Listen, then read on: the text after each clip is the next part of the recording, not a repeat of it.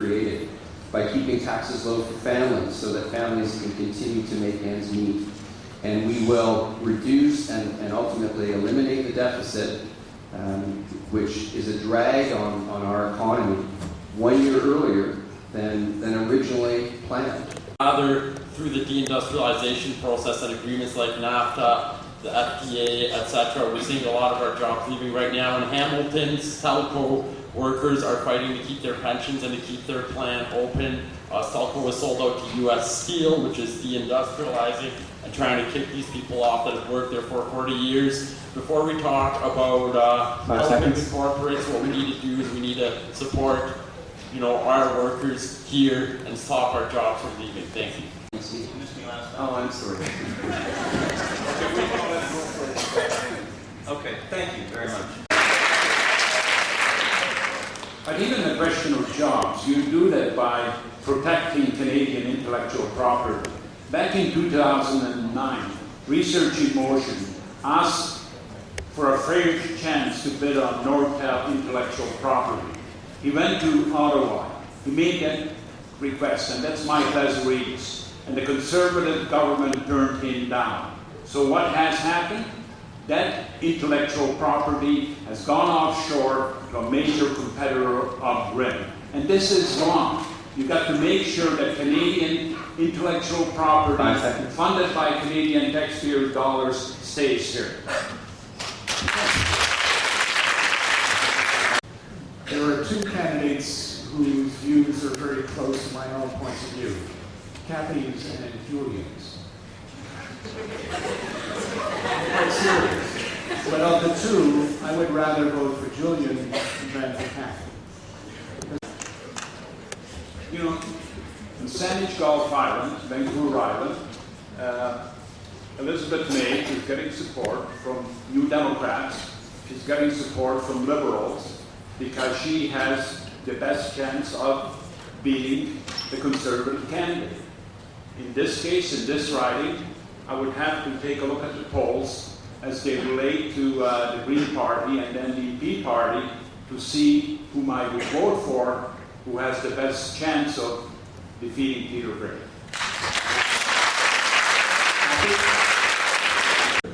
Beyond high school. High school itself is not going to cut it.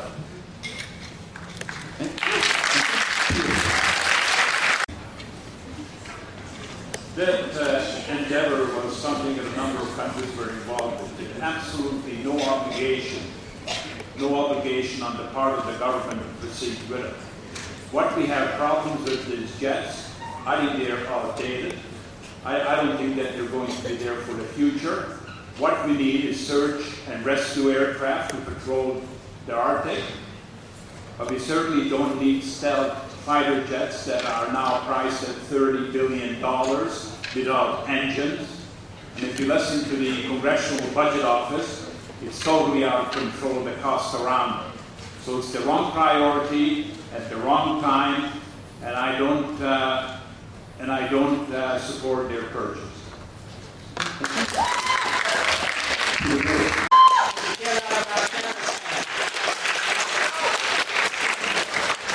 reason why Canada is in Libya is to secure the supply of oil to NATO nations in Europe. The reason why Canada is in Afghanistan is to preserve economic interests of Canadian corporations. This is completely unacceptable and immoral.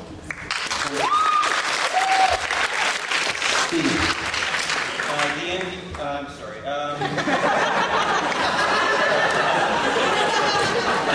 do have a point there. My point is that we don't even know how much money we're spending on those jets because the number hasn't been released, and that's why the motion of contempt is put against the government. And in terms of strong and capable, our army isn't strong and capable because they don't have funding. Because of all the money that's going towards these jets. My friend was stationed in Petawawa. He couldn't be target practice for 9 months because they couldn't afford bullets. We shouldn't be buying jets if we can't afford bullets.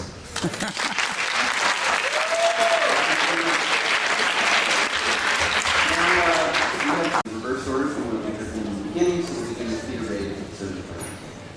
Well, thank you very much. I've been very pleased to participate in this debate. I congratulate you for participating in the process and for asking your great questions this afternoon.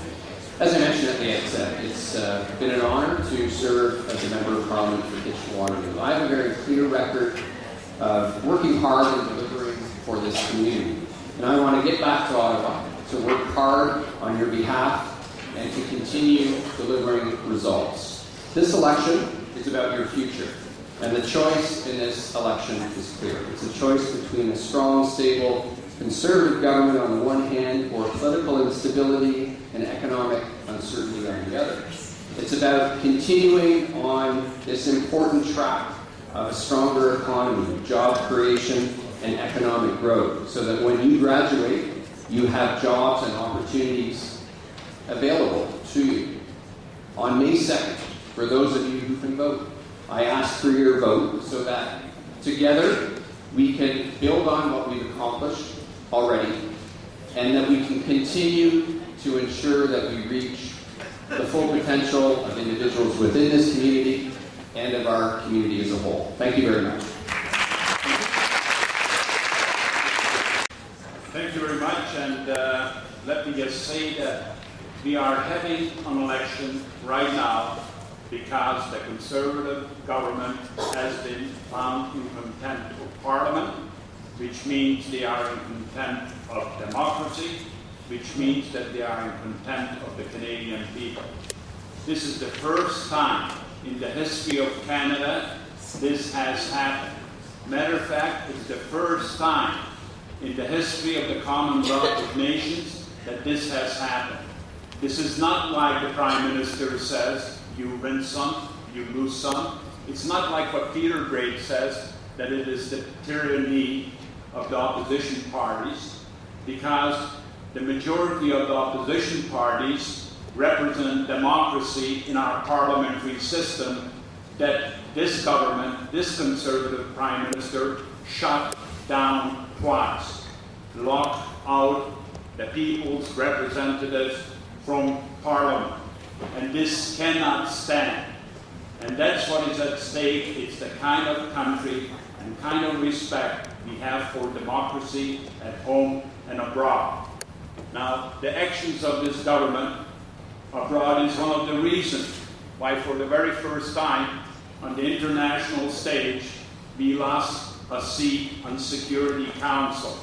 Out of 3 countries running, we came dead last.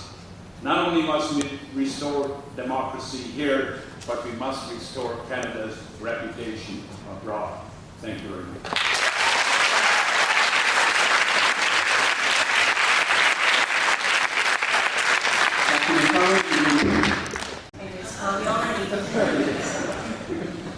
I think most of you know what the challenges are today. You're very aware of what's going on in the world. You know that climate change is real and can play havoc with our future. And it's your future that this election is really about. It's your future that all our elections are about. I would challenge you and tell you that you know enough. Studies have shown that sometimes youth don't think they ever really get a grasp of the issues enough, and so they choose not to vote because of that. But I can assure you, you know enough to vote. I want to encourage you to vote. Of course, I think you should vote Green because I believe Green has the best policies for your future jobs, for your future family life, for an environment that provides, healthy and clean food, air that's breathable, and resources that we use in a way that are gentle on the earth and on ourselves. The other candidates and their parties cling to the same old 20th, if not 19th century free market ideas, which clearly aren't working for most Canadians, especially the poor, and which are trashing the planet.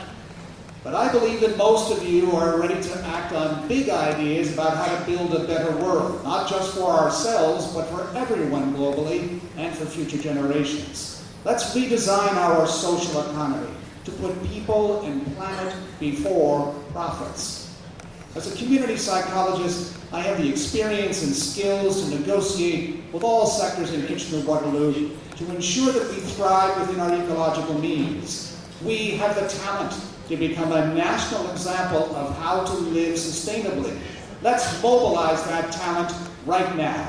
So send me to Ottawa to represent you nationally as we begin the transition to a low-carbon, zero-growth society of peace and justice. Thank you. The NDP candidate, he said that, we'll shift away from the laissez-faire free market or the economy will take many generations. Well, we don't have that amount of 4 years, and we hold our nose and vote for the lesser of the evils. Politics affects people's everyday lives, and we should recognize that. And politics shouldn't be just left up to these politicians who the only time you see around are when they want your votes. Politics, you should be the decision makers. You should